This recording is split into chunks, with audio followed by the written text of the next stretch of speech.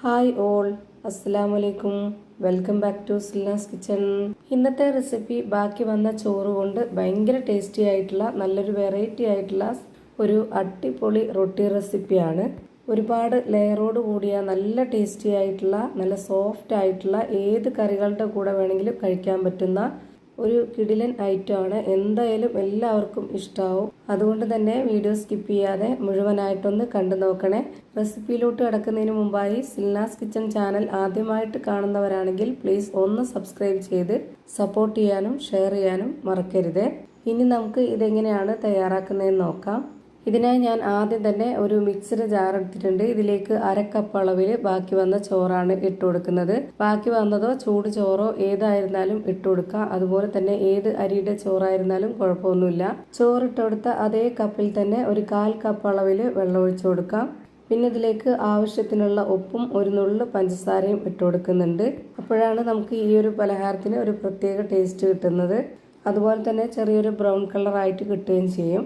ഇനി ഇതിലേക്ക് 2 സ്പൂൺ അളവിൽ ബട്ടർ ഉരുക്കിയത് ഒഴിച്ചു കൊടുക്കാം. ഇനി ബട്ടർ ഉരുക്കിയത് ഇല്ല എന്നുണ്ടെങ്കിൽ നമ്മൾ സാധാരണ ഏതെങ്കിലും മണമില്ലാത്ത ഓയിൽ ഒഴിച്ചു കൊടുത്താലും മതി. ചോറ് നന്നായിട്ട് അരച്ചെടുത്ത ശേഷം ഇതുപോലെ ഒരു പാത്രത്തിലേക്ക് ഇട്ട് കൊടുക്കുന്നുണ്ട്.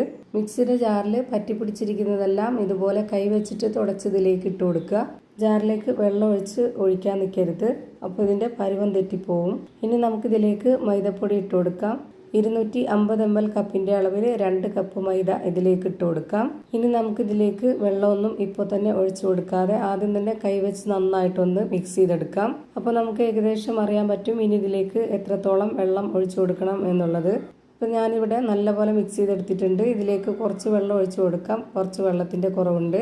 1/2 കപ്പിൻ്റെ മെഷർമെൻറ്റ് കപ്പിൽ ഒരു 1/4 കപ്പ് അളവിലാണ് ഞാനിപ്പോൾ ഇതിലേക്ക് വെള്ളം ഒഴിച്ചു കൊടുക്കുന്നത്. ഇനി നമുക്കിത് നല്ല പോലെ ഒന്ന് കുഴച്ചെടുക്കാം. കുഴച്ചെടുക്കുന്ന സമയത്ത് വെള്ളം പോരാന്നുണ്ടെങ്കിൽ മാത്രം ഒഴിച്ചു കൊടുക്കാം. ഈ ഒരു മാവിനിപ്പോൾ ഇത്രയും വെള്ളം മതിയായിട്ടുണ്ട്. ഇനി നമുക്കിത് നന്നായിട്ടൊന്ന് കുഴച്ചെടുക്കാം. ഇത് കുഴച്ചുകൊണ്ടിരിക്കുമ്പോൾ കയ്യിൽ ഒട്ടിപ്പിടിക്കുന്നുണ്ടെന്നുണ്ടെങ്കിൽ കുറച്ച് ഓയിലോ അല്ലെങ്കിൽ ബട്ടർ ഉരുക്കിയതോ ഒഴിച്ചു കൊടുത്തിട്ട് ഇതുപോലെ നന്നായിട്ടൊന്ന് കുഴച്ചിട്ടെടുക്കാം. ഇപ്പോൾ ഞാനിവിടെ ഈ മാവ് നല്ല പോലെ കുഴച്ചെടുത്തിട്ടുണ്ട്.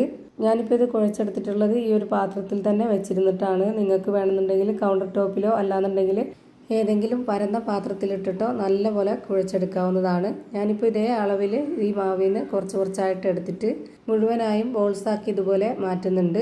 ഇതുപോലെ ബോൾസാക്കി എടുക്കുന്ന സമയത്ത് കയ്യിൽ കുറച്ച് ഓയിലോ എണ്ണയോ ഒന്ന് സ്പ്രെഡ് ചെയ്ത് കൊടുക്കുക. എന്നിട്ട് ഇതുപോലെ എല്ലാം ഞാൻ ഇതേപോലെ തന്നെ ബോൾസാക്കി എടുത്തിട്ടുണ്ട്.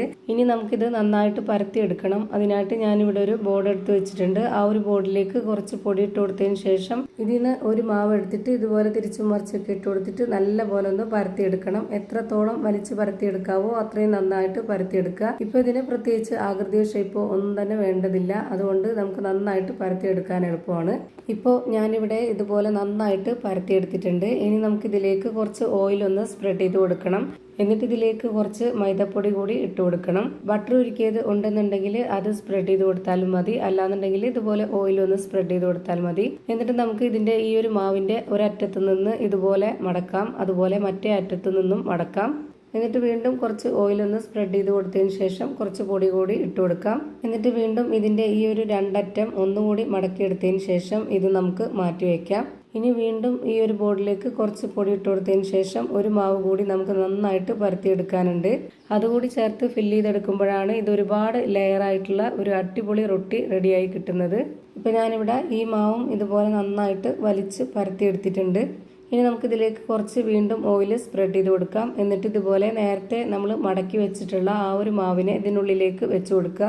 എന്നിട്ട് നമുക്കിതിൻ്റെ 2 അറ്റവും ഇതുപോലെ ഒന്ന് മടക്കി കൊടുക്കുക. പിന്നെ അതിന് മുകളിലേക്ക് കുറച്ച് ഓയിൽ കൂടി സ്പ്രെഡ് ചെയ്ത് കൊടുത്തതിന് ശേഷം കുറച്ച് മൈദപ്പൊടിയും കൂടെ ഇട്ട് കൊടുത്തിട്ട് ആ ഒരു ഭാഗം കൂടി നന്നായിട്ടൊന്ന് മടക്കി കൊടുക്കുക.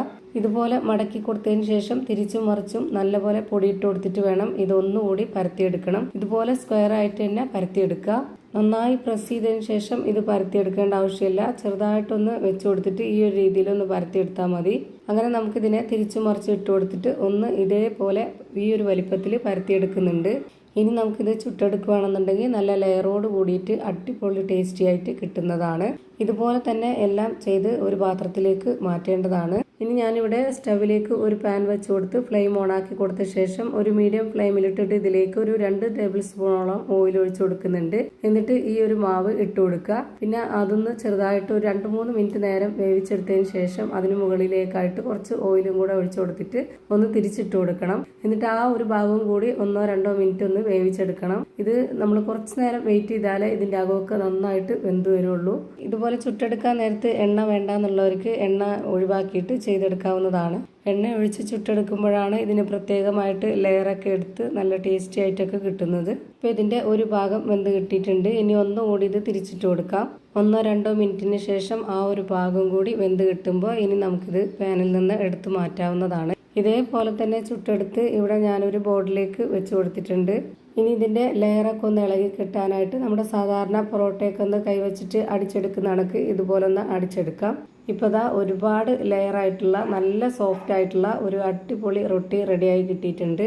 ഇത് കാണുമ്പോൾ തന്നെ നിങ്ങൾക്ക് മനസ്സിലായിട്ടുണ്ടാവും എത്രത്തോളം നല്ല സോഫ്റ്റ് ആയിട്ടും ലെയർ ആയിട്ടുമാണ് ഇരിക്കുന്നത് എന്നുള്ളത്. അപ്പോൾ ഇത്രയേ ഉള്ളൂ ഇന്നത്തെ വീഡിയോ ഇഷ്ടമായാൽ ലൈക്ക് ചെയ്യാനും കമന്റ് ചെയ്യാനും ഷെയർ ചെയ്യാനും മറക്കരുത്.